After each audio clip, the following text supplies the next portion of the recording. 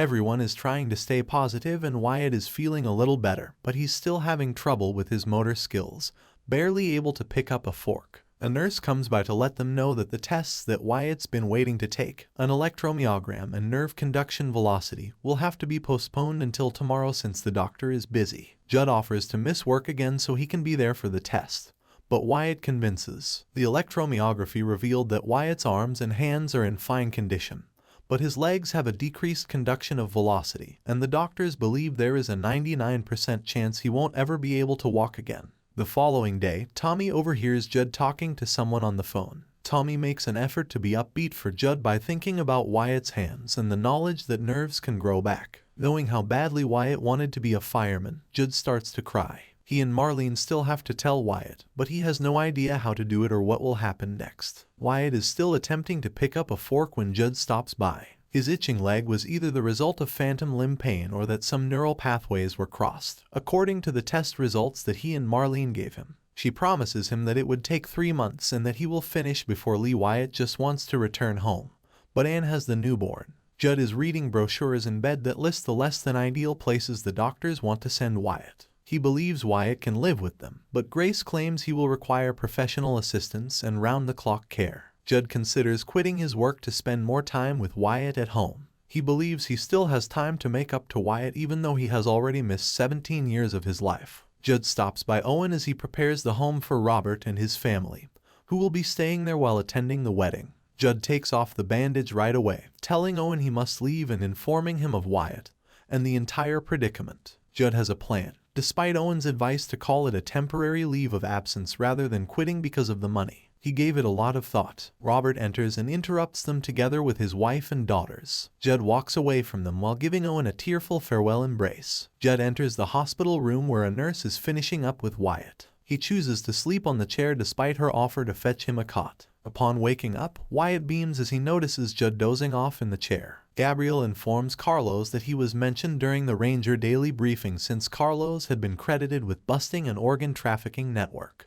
TK informs Gabriel about Detective Washington pressuring Carlos to take the detective's exam while he is on patrol, and he tells his son that Assistant Chief Bridges is questioning why he is still doing patrol. Gabriel and Carlos both agree that it's not the best course of action for him. Carlos is surprised and flattered by the question because he wasn't expecting it, but he doesn't want to leave Austin where their lives are now. Gabriel reassures him that he would be working in the city with him and that it would be a legacy, just like TK and Owen, who were simply following in their father's footsteps. Bridges made the offer and Carlos says he can't accept it. He doesn't believe he belongs with the Rangers. Carlos brings up what the Rangers did in the Porvenir massacre. One riot, one Ranger may have been written almost a century ago, but it still has relevance today. Carlos disapproves of the fact that they are terrifying individuals because of their appearance, but he also comprehends their need to be accepted by those who have in the past rejected them. As Mateo, Margin, Nancy, Paul, and Ashat enter for a 126 hang, Gabriel wonders how long he has been ashamed of him. The following day, TK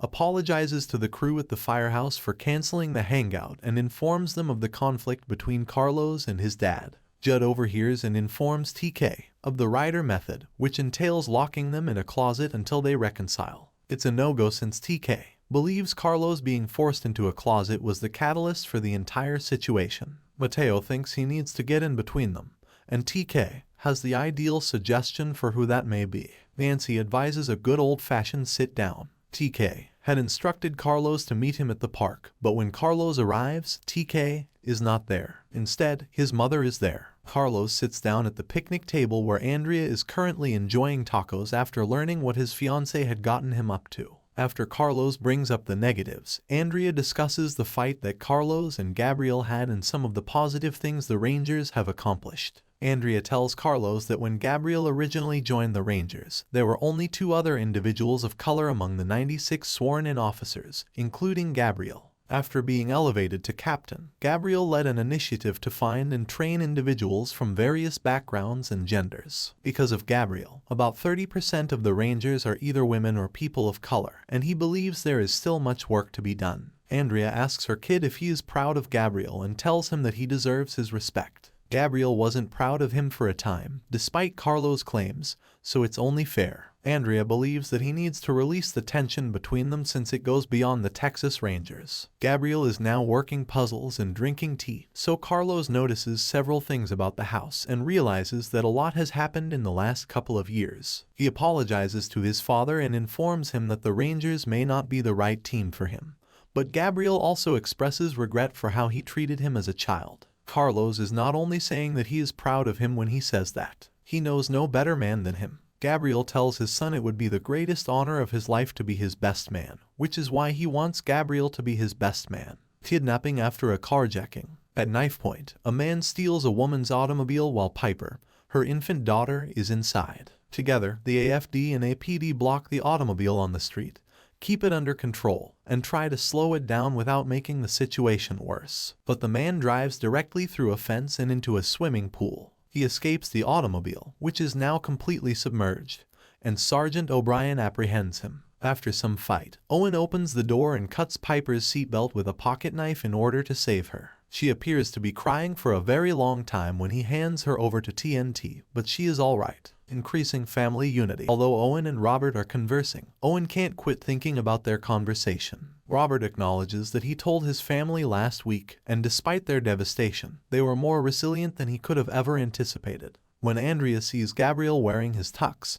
she declares it to be perfecto. When the doorbell chimes, Andrea explains that it is her delivery. Gabriel answers her phone and opens the door. Carlos called his mother to inform her that his dad may now wear a cowboy hat with a tux thanks to Carlos. Unfortunately, Gabriel is shot as soon as he opens the door. Carlos is still on the phone, pleading for his mother when Andrea drops the phone, runs over, and screams. TK assists Carlos in getting ready as Carlos' eyes begin to tear up. The setting switches to Gabriel's funeral. Andrea tears as Rangers present her with an American flag in her husband's honor. Owen introduces Tommy to Andrea during the reception that has been held after the funeral. Andrea thanks Tommy for arriving and Owen for hosting since she wasn't able to have the house ready in time during their brief chat in Spanish. The blood would not come off with a scrape. Owen and Tommy give her comfort. Carlos doesn't remember because he was too young. Nevertheless, his sisters claim that their father called them out of school and had puppet shows. Interrupting them, Assistant Chief Bridges requests a conversation with Carlos. Bridges expresses his gratitude for having worked alongside Gabriel for so many years, and Carlos thanks him for his remarks made during the memorial service. Carlos receives a Ranger star from Bridges,